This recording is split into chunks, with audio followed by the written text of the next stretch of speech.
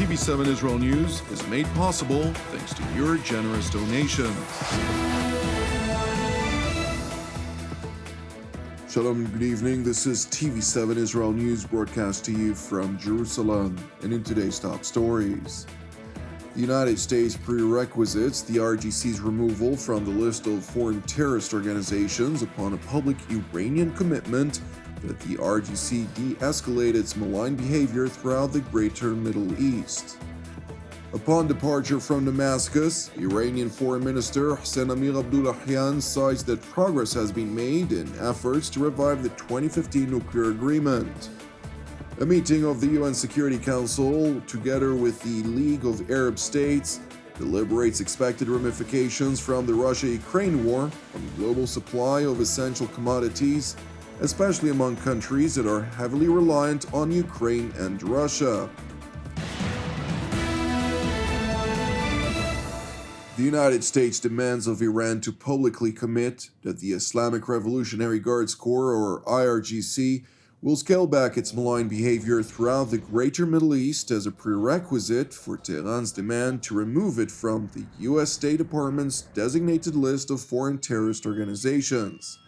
According to a report published by the US-based Axios news website, it cited a senior State Department official as confirming the demand, which was then reiterated to the Iranians a couple of days ago.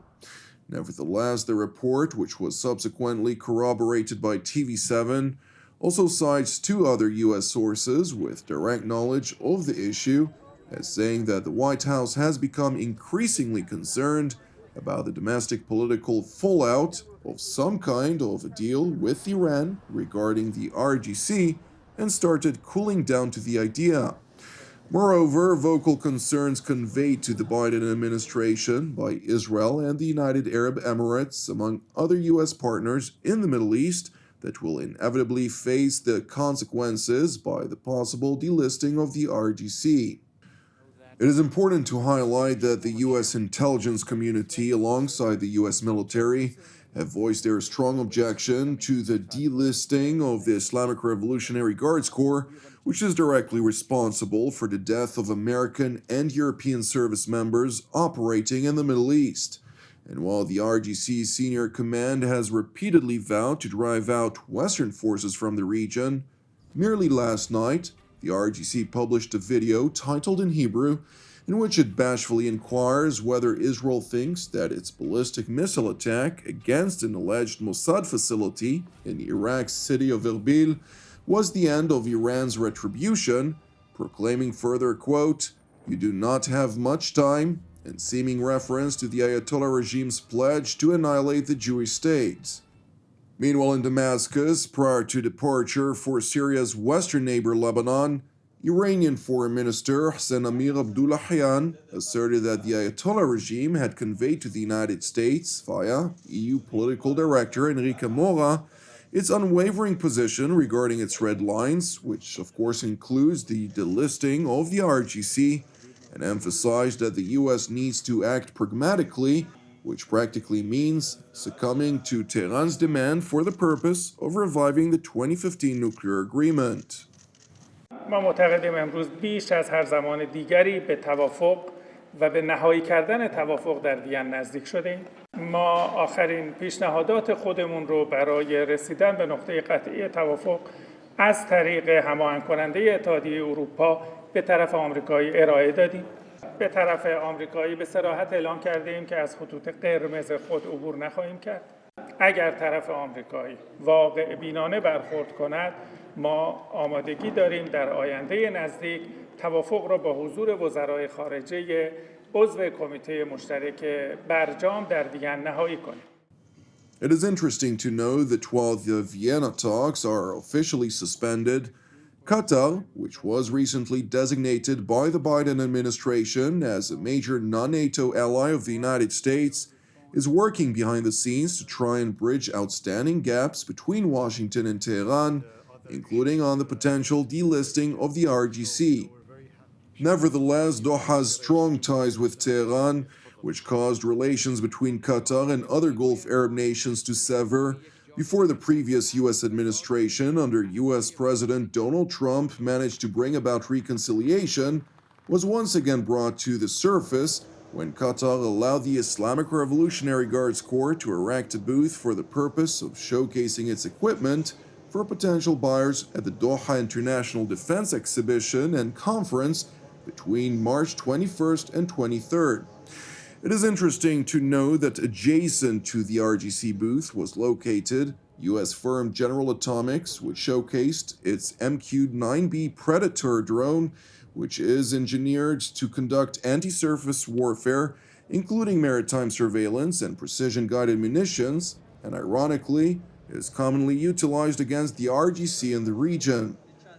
Meanwhile, in Washington, U.S. State Department spokesman Ned Price reiterated that while significant progress had been achieved in recent weeks, outstanding issues remain. We are not there yet. This is something that, in terms of a mutual return to compliance, we've seen the significant progress that had been achieved in recent weeks. But as you've heard from us in recent days, an agreement is neither imminent nor certain. We are preparing for both scenarios. That is to say, a scenario in which we have a mutual return to compliance with the JCPOA and in which the original members of the JCPOA, the P5+1, would be involved in that very arrangement that would once again reimpose stringent, verifiable, permanent limits on Iran's ability to ever obtain a nuclear weapon, and a scenario in which we do not have a JCPOA, but we are in which we will be equally committed to the president's commitment that Iran will never be allowed to acquire a nuclear weapon. Asked further to elaborate on remarks made a day prior by U.S. National Security Advisor Jake Sullivan, who said during a White House press briefing that Russia may play a practical role in re-implementing the so-called JCPOA, as was the case under the agreement in 2015, despite the stringent economic sanctions regime imposed on Russia over its offensive in Ukraine. Would it be a practical role for Russia to play the same role that it did in the JCPOA prior to the decision to withdraw from it, essentially to accept and to pay for the highly enriched uranium to get it out of Iran's hands so that Iran cannot obtain a nuclear weapon? I think that's a role we'd be willing to entertain. It is important to know that at a time when Russia's so-called honest brokerage in Vienna is put into question, Russian Foreign Ministry spokeswoman Maria Zakharova released a statement in which she stressed, quote, "Any attempts to question our commitment to relaunching the JCPOA are dirty play on the part of those who hate to admit their past mistakes and violations." She further asserted that Russia has put a lot of effort and time into restarting talks on the revival of the full-fledged implementation of the JCPOA, and seeing that such talks lead to concrete decisions that will bring the situation back to normal.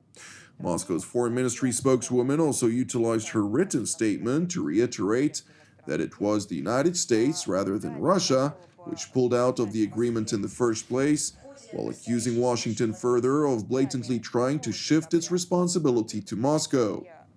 Turning to the United Nations headquarters in New York, where a meeting of the UN Security Council, together with the League of Arab States, deliberated expected ramifications from the Russia-Ukraine war on global supply of essential commodities, especially among countries that are heavily reliant on Russia and Ukraine.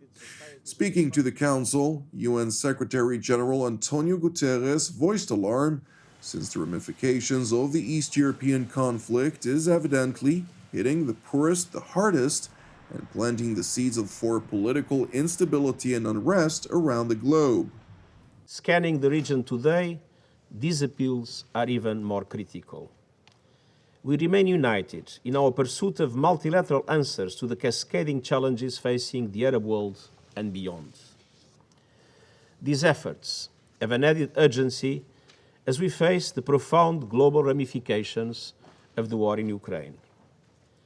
Numerous countries, for example, import at least half of their wheat from Ukraine or Russia, including Egypt, Lebanon, Libya, Somalia, Sudan, and Yemen. Food, fuel, and fertilizer prices are skyrocketing, supply chains are being disrupted, and the costs and delays of transportation of imported goods when available are at record levels. All of this is hitting the poorest the hardest and planting the seeds for political instability and unrest around the globe. Presiding over the session, Emirati Minister of State Khalifa Shaheen Al-Maghar seized the opportunity to urge the Security Council members to involve Arab states in deliberations regarding their own fate in presumed reference to the nuclear talks undertaken by the 5 permanent members of the UN Security Council, namely the United States, Russia, China, France, Britain, plus non-member Germany, vis-à-vis the nuclear talks with Iran. ضرورة أن تعكس أي مقاربة يتبعها مجلس الأمن لحل قضايا المنطقة شواغل الدول العربية والأخذ بآرائها حول سبل معالجتها، حيث يمكن أن تقدم هذه الدول منظورا جديدا للمجلس يتيح كسر الجمود الحالي في بعض العمليات السياسية.